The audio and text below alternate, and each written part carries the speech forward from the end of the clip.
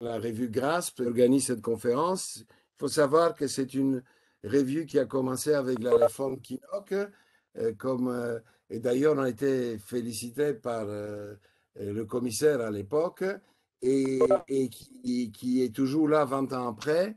Et aux dernières nouvelles, elle a été téléchargée, le dernier numéro, entre 30 000 et 45 000 fois. Et donc ça montre que finalement, elle est un outil interne de débat sur la construction européenne et la fonction publique. Et je remercie encore une fois l'orateur de permettre la continuité de cette aventure par sa présence ici aujourd'hui. La parole est à toi. Georges, merci beaucoup.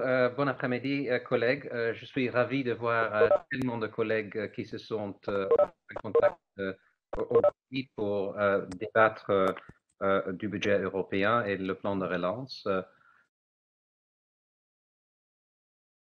Je voudrais vous présenter en quelques mots d'abord, je dirais, la fonction du budget et du plan de relance qui s'appelle Next Generation EU en tant qu'instrument au soutien de la relance européenne.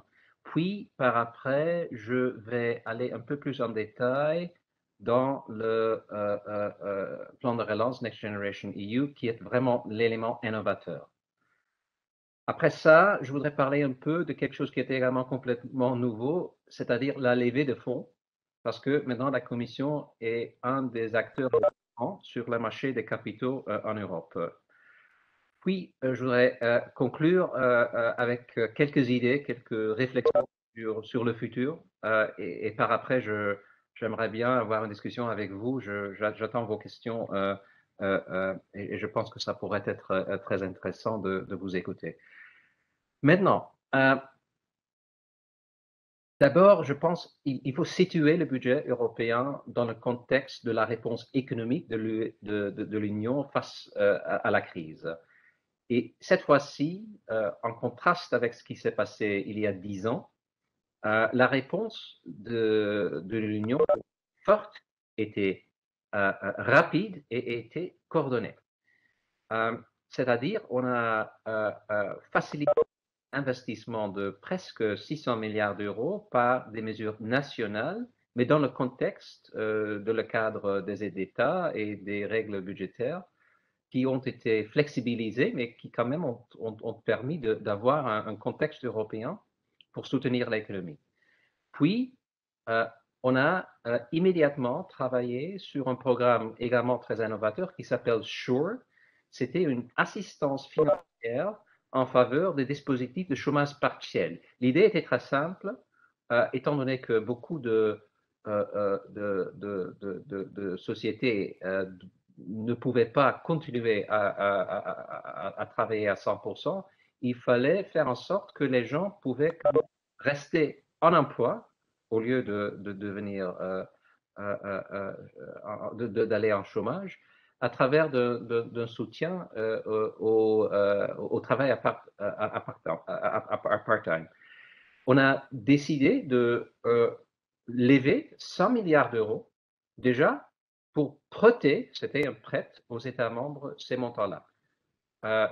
C'était quelque chose qu'on a proposé en printemps 2000, qui a été, juste en quelques mois, été décidé par le Conseil, avec le soutien également du Parlement, et on a commencé à emprunter déjà à octobre de l'année passée.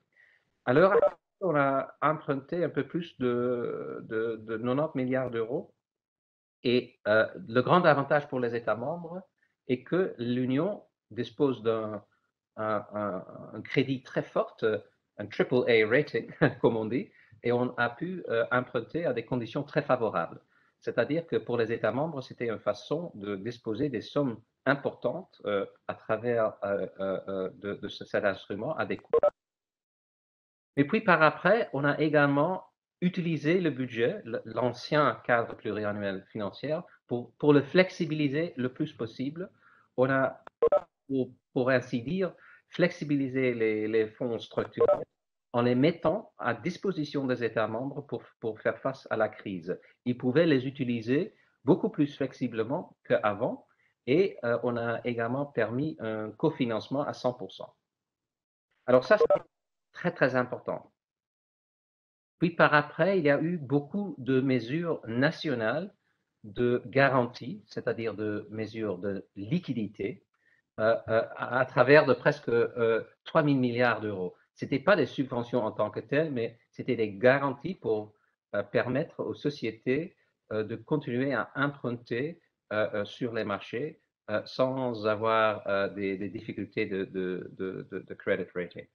Puis par après, le mécanisme européen de stabilité, ce qu'on appelle le EMS, a créé une ligne de crédit de 240 milliards qui n'a jamais été utilisée en fait, mais qui est là. Et finalement, la BIE a lancé un investissement de 200 milliards d'euros. Vous voyez en quelques mots que à travers une coordonnée entre les États membres, les institutions européennes, on a quand même en quelques semaines, en quelques mois, pu mobiliser des sommes très très importantes.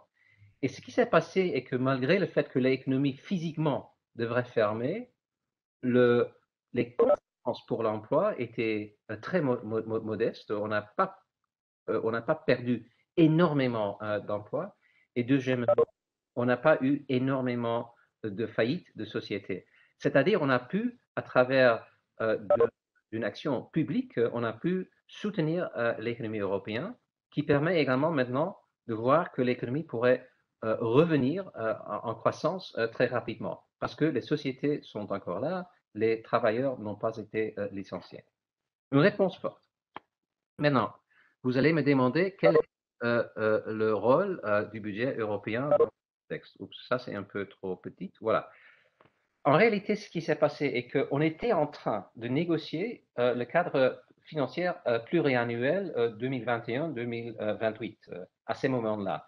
On a eu un Conseil européen en février de l'année passée qui menait à un échec parce qu'il y a eu, comment dirais-je, des différences de point de vue entre les frugaux, les États membres frugales au Conseil européen et les autres qui voulaient un budget plus ambitieux. En réalité, on peut dire que ça nous a permis de relancer cette initiative en proposant, en mai de l'année passée, après une coordination informelle avec les États membres, un budget beaucoup plus ambitieux. On était en train, en février, de parler d'un budget de 1 200 milliards d'euros. In fine, on est arrivé à un budget de plus de 2 000 milliards d'euros en décembre de l'année passée. Et la grande différence, bien évidemment, était le plan de relance Next Generation EU qui tourne autour de 800 milliards d'euros.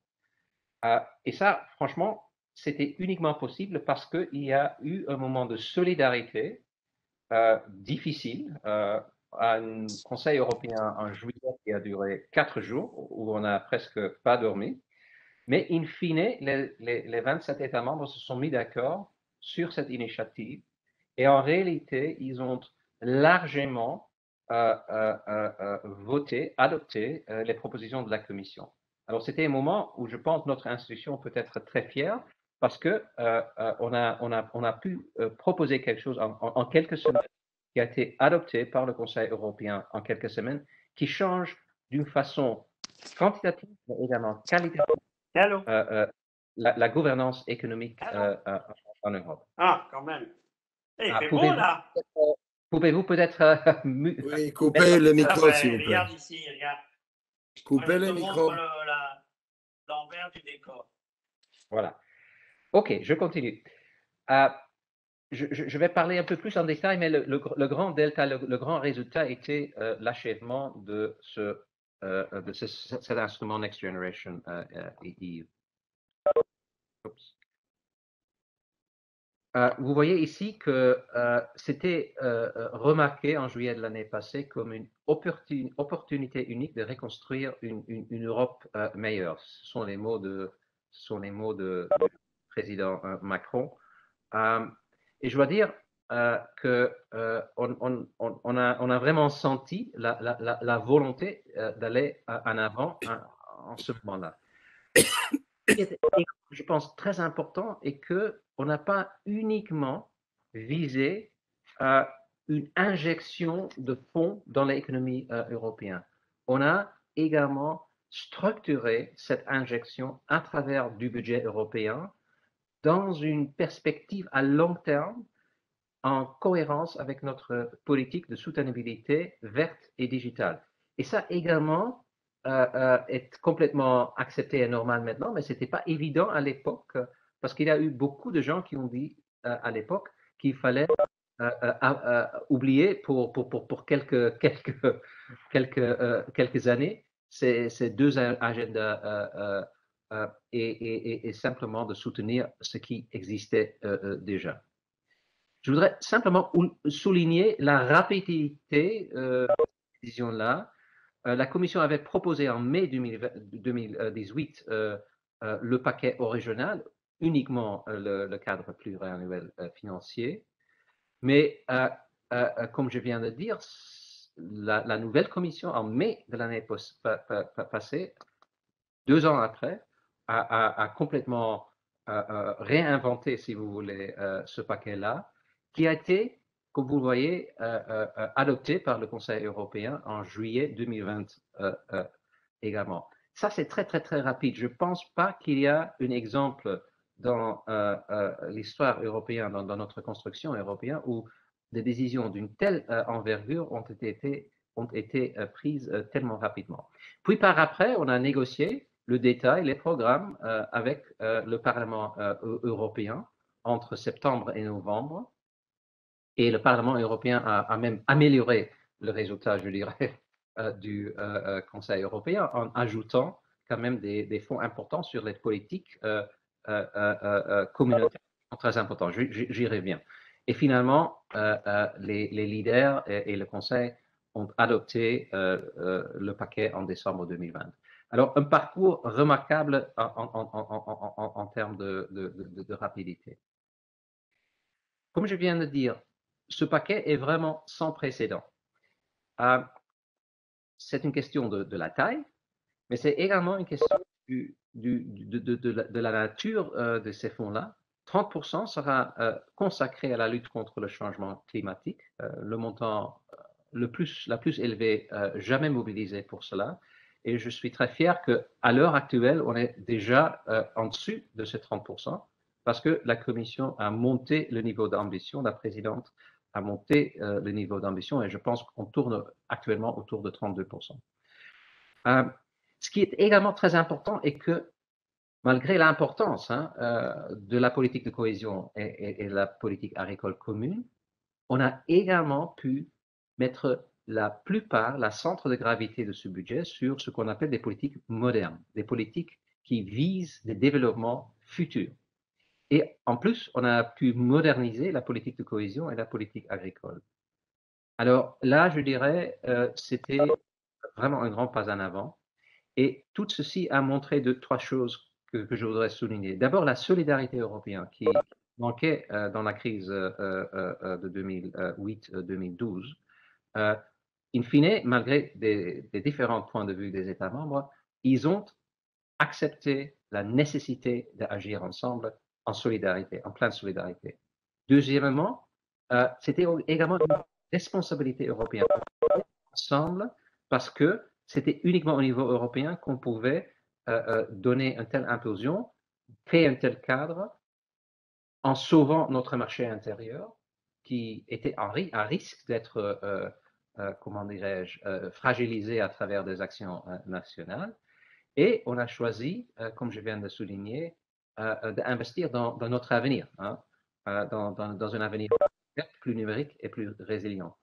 Et finalement, également sur le plan international, l'Union a démontré qu'elle était capable d'agir. Alors, si on parle maintenant de l'autonomie stratégique, franchement, c'était une très bonne illustration de ce principe à l'époque-là, qui a démontré au monde qu'on est capable de régler nos affaires en Europe. Voilà. Quelques mots sur la composition de ce paquet-là. Comme je viens de dire, d'importantes ressources toujours pour la cohésion et les ressources naturelles, un peu plus de 400 milliards d'euros, mais grand budget également pour le marché unique, innovation et numérique de 150 milliards. C'était un domaine où il y a eu énormément de croissance. Et je dirais des fonds importants pour la migration, la sécurité et le voisinage. Maintenant, quand je parle de la cohésion, résilience et valeur, il ne faut pas oublier que là, on a un programme d'une taille de plus de 600 milliards d'euros, le Recovery and Resilience Facility, qui est financé uniquement à travers de ce nouveau instrument Next Generation EU et qui est complètement différent par rapport à tout instrument budgétaire qu'on n'a jamais eu, qui est basé sur l'idée que, aux bases des indications, des recommandations européennes, les États membres se promettent d'achever des résultats concrets et sont payés pour cela. Et uniquement quand les résultats sont achevés. C'est ce qu'on appelle performance budgeting. Voilà. Et comme je viens de dire, le budget est également un budget très moderne. Si on regarde un peu les quatre grands composantes, d'abord, il y a une petite composante, c'est-à-dire la coût de l'administration, qui est très faible, comme on sait toujours, et qui est qui est vu par certains dans la presse comme une très grande partie de notre budget, ce qui est complètement faux. En fait, c'est une partie relativement beaucoup plus modeste que les budgets nationaux. Mais ce qui est vraiment marrant, si vous regardez le graphique, est que la quote-part des politiques modernes a augmenté d'une façon importante. C'était moins de 20%, autour de 15% en 1990, et ça a augmenté à presque 32%, la plus grande partie du budget, tandis que la cohésion et l'agriculture ont diminué vers à peu près 30%. Un budget vraiment modernisé. Et je souligne cela à travers des programmes nouvelles qui ont été inventés en quelques mois. On a un programme moderne pour la santé, EU for Health, qui vient d'être utilisé pour créer HERA, un instrument pour faire face aux pandémies futures. On a investi beaucoup dans l'horizon Europe. On a créé un fonds de transition juste pour faire en sorte que tout le monde peut économiquement vivre avec une transition verte. On a, d'une façon très importante, augmenté les fonds à disposition de Rescue, qui est notre instrument européen de faire face aux crises d'une façon très directe. Et je dirais InvestEU, notre programme d'investissement, qui était basé sur l'expériment de EFSI, a été également augmenté de façon importante. Alors, des programmes vraiment modernes qui visent des politiques modernes. J'ai déjà parlé du quote-part du budget qui va pour lutter contre le changement climatique. Mais je voudrais également maintenant regarder un peu plus en détail le financement qui est derrière cet instrument nouveau, c'est-à-dire Next Generation EU, qui, sur base de la décision sur les ressources propres qui est ratifiée par tous les parlements des États membres, maintenant habilite l'Union à emprunter 800 milliards pour des dépenses exceptionnelles liées aux conséquences économiques de la pandémie. Et ça, c'est vraiment quelque chose de complètement nouveau. Une partie tellement importante du budget est financée à travers des emprunts. C'est exactement ce que les États membres font. Hein. D'ailleurs, c'est exactement ce que les pays tiers, comme les États-Unis, font. Mais pour l'Europe, c'est nouveau. Et cet instrument est complètement construite pour la relance mais également pour la résilience verte, mais également la résilience économique à travers des investissements dans, je dirais, le fondement économique de nos économies, mais également en exigeant, en demandant des réformes dans les économies des États membres. Alors ça, c'est une modernisation des économies des États membres qui va probablement générer des effets économiques, sociaux et environnementaux très importants. Bon, emprunter veut également dire qu'il faut repayer les fonds levés. Et là, la décision prévoit un remboursement d'ici 2058 au plus tard. C'est-à-dire, c'est une expression de solidarité sur le temps également. Cet instrument est un instrument en principe actuellement one-off, mais un instrument qui est one-off, qui dure plus que 35 ans, est un instrument avec une certaine durée. Le remboursement de l'emprunt a également donné suite à une discussion nouvelle sur des nouvelles ressources propres dans le budget de l'Union européenne. Également très très important parce que, comme vous le savez, le budget est financé à travers des contributions nationales qui, je dirais, posent un problème dans le sens que le budget est toujours vu par certains États membres comme une question de zero-sum game. Comment est-ce qu'on paie? Comment est-ce qu'on reçoit? C'est un peu la philosophie comptable qui est néfaste, je dirais, pour la taille du budget et également pour la composition du budget, parce que les États membres utilisent des dépenses, des programmes qui sont alloués directement aux États membres, au lieu de programmes qui ont un effet communautaire. Ça veut dire que la discussion sur les ressources propres est une discussion qui pourrait également moderniser dans la durée le budget de l'Union. Et la Commission présentera nos propositions au cours de cette semestre et ça c'est quelque chose que le Parlement européen suit de près. Un autre élément qui est très, comment dirais-je, topical, comme on dit en anglais, est le règlement sur la conditionnalité, un régime général de conditionnalité lié également à l'état de droit. Ça, c'est quelque chose de complètement nouveau, mais qui exige finalement que le budget soit protégé contre des affronts de l'état de droit. C'est un instrument qui permet à la Commission d'entamer des procédures vis-à-vis des États membres qui sont en infraction dans ce domaine-là, dans la mesure que ces infractions posent des risques budgétaires. Maintenant, une zoom sur Next Generation EU. J'ai déjà parlé du programme RRF, la Facilité pour la reprise et la résilience, qui est la plus grande partie, qui fait la plus grande partie de ce programme. Investissement, réforme, verte, numérique, et qui, suivant nos estimations, pourrait accroître la taille de l'économie européenne de 1 à 3% à long terme, d'une façon permanente, et qui va soutenir la création de plus de 2 millions d'emplois. Maintenant, vous pouvez dire que 3%, ce n'est pas énorme, mais comme vous le savez, probablement, c'est à peu près le même volume que ce que le marché intérieur au début, maintenant c'est encore plus, au début a ajouté au PIB des États membres. Alors c'est très, très, très significant.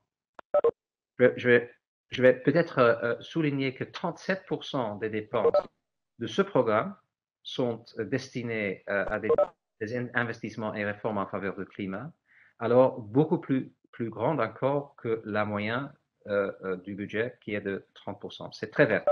C'est également très numérique, digital, parce que 20% de dépenses doivent être destinées à faciliter la transition numérique. Tout ceci doit être intégré dans des plans nationaux qui sont approuvés par la Commission et puis votés par le Conseil, et la mise en œuvre de ces plans donne suite à des paiements. Alors, c'est une construction complètement nouvelle, très moderne, qui, je pense, offre une chance d'utiliser le semestre européen, notre cadre de coordination des politiques économiques d'une façon beaucoup plus intense, beaucoup plus forte qu'on n'a jamais eu la chance de faire. C'est bien démarré. On a maintenant reçu 26 plans.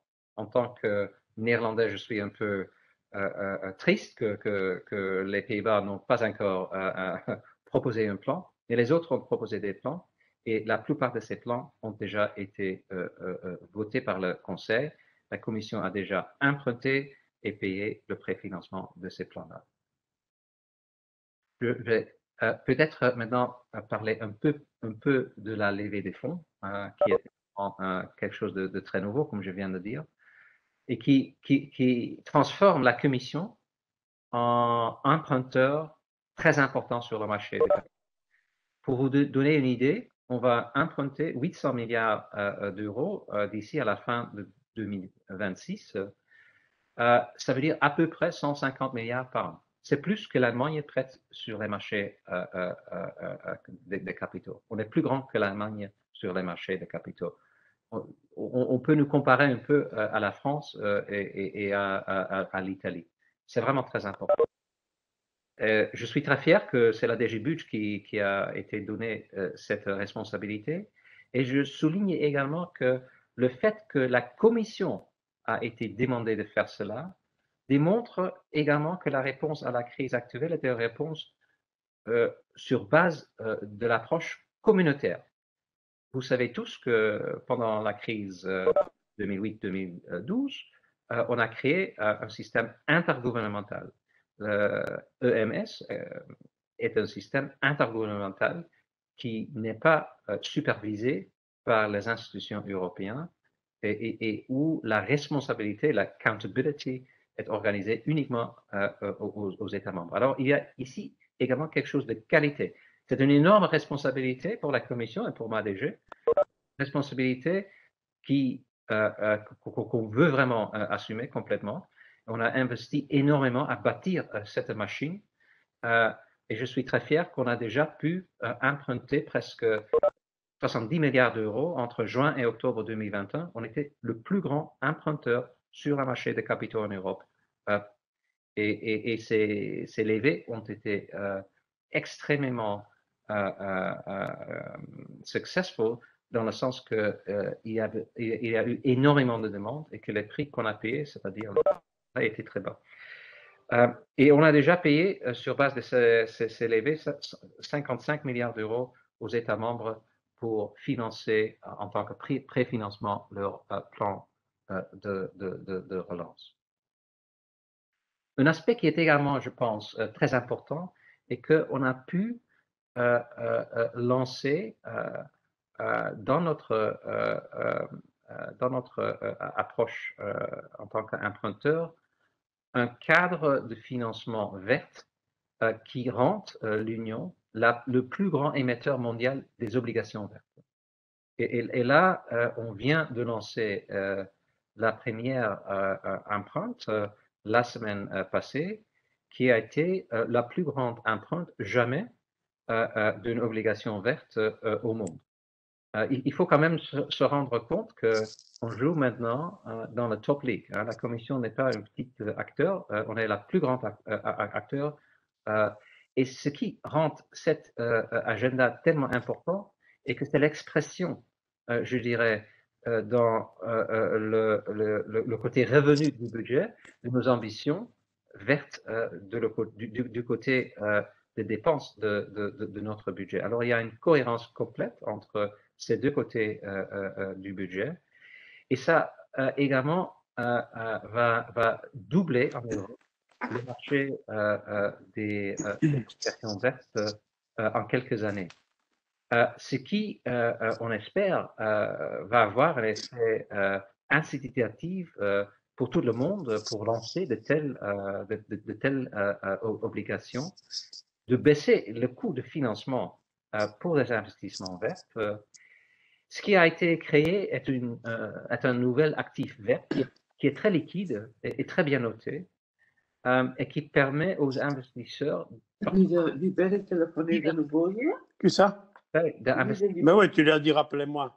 Non, il a dit... Excusez-moi, coupez votre micro. Quand j'ai envie Coupez d'acheter un votre micro. magazine, j'achète un magazine. Voilà. Coupez votre micro, s'il vous plaît. Salvatore. Je Merci. pense que c'est fait.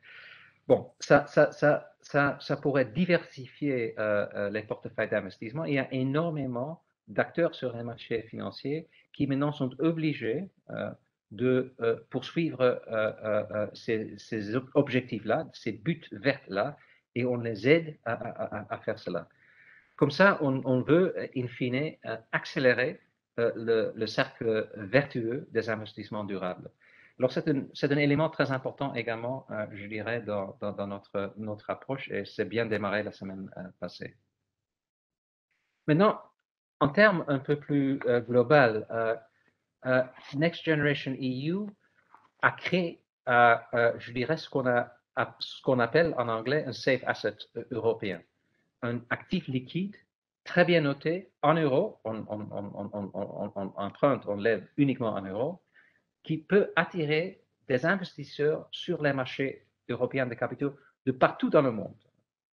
Et ce qui rend en fait notre marché monétaire beaucoup plus fort, parce qu'on emprunte sur toutes les parties de la courbe, c'est-à-dire sur toutes les maturités, on crée une courbe de référence des taux d'intérêt pour le marché européen des capitaux qui n'existait pas auparavant et qui déjà est utilisé par certains de côté des obligations nationales. Ça rend le marché beaucoup plus intégré. Et ce qui est très important est que ça attire également des investisseurs des pays tiers qui sont intéressés dans nos obligations, mais également, à travers de cela, dans d'autres actifs européens. Ça veut dire qu'il n'y a pas de crowding out d'autres émetteurs, mais un crowding in des investissements. Ce qui rend également, je dirais, d'une façon très claire, l'euro en tant que currency beaucoup plus fort. Je dirais, à travers de cela, en fait, le budget européen a assumé une importance macroéconomique de jamais vue. Et c'est un aspect très, très important pour le long terme, je pense. Ce n'est pas uniquement une question d'investir dans un avenir plus écologique, plus numérique, plus équitable socialement également, mais également, ça donne l'union un facteur intégratif beaucoup plus important qu'on a eu jamais. Et cet renforcement du rôle international de l'euro, de nos marchés de capitaux internationaux, en fait, de l'économie européenne, est quelque chose de très important. Où est-ce qu'on va avec ça? Bon, on est au tout début. Le cadre pluriannuel financier vient de démarrer cette année-ci. On vient de démarrer les emprunts. On vient de démarrer les plans nationaux d'emprunt. Je dirais, je suis à la commission de plus que an, mais je dirais c'est un moment absolument clé de notre institution. On a maintenant, je pense, une chance de démontrer aux citoyens européens et de démontrer, je dirais, à tout le monde que l'Union est capable d'agir, capable de prendre sa propre futur en main et de réaliser les objectifs soi-même. C'est une responsabilité, je pense pour nous tous. Si on est en mesure de réaliser ces objectifs dans les années à venir, je pense que l'Union est beaucoup plus forte, devient beaucoup plus forte, et que, je dirais, l'instrument qu'on est en train de créer, qui pour le moment est un instrument pour 6 ans, instrument one-off, pourrait être prolongé parce que typiquement en Europe, ce qui marche est prolongé, est éternalisé. Alors, comme on dit en anglais, there is a lot to play for. On a une vraie chance. Je pense qu'il faut aller à la commission de l'or pour pouvoir un tel niveau d'ambition. Et maintenant, c'est à nous tous de faire en sorte qu'on réussisse ce défi. Merci beaucoup. Merci beaucoup.